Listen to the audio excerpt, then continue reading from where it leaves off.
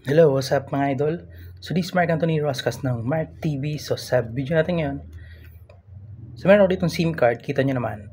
Smart Power SIM 5G plus LTE 4G ready na rin. So yan, nabili ko lang siya ng 49 pesos.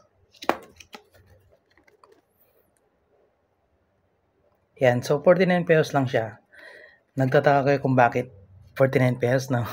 So yan, kung nagtataka kayo kung bakit 49 pesos lang yung bili ko nitong Smart Power SIM. Mura lang to kung sa SM kayo bibili.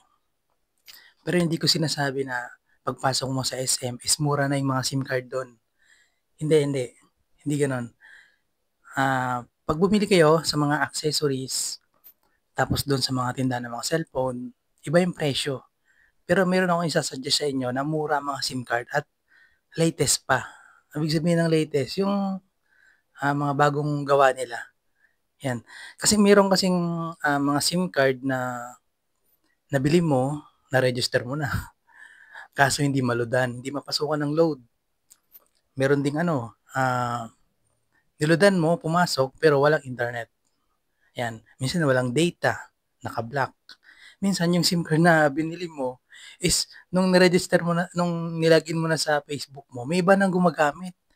Yan, naranasan ko na yan yung son ko dati, 2019.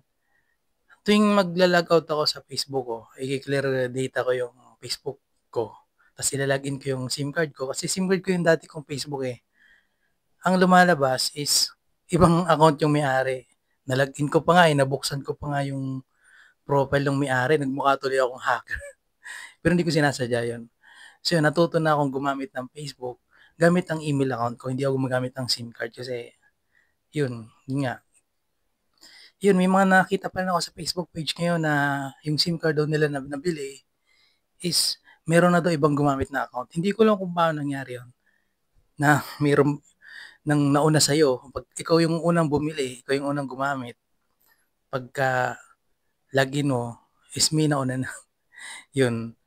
Yung, para safe na lang talaga. Sa ano kayo bumili? Information. Information sa loob ng mall.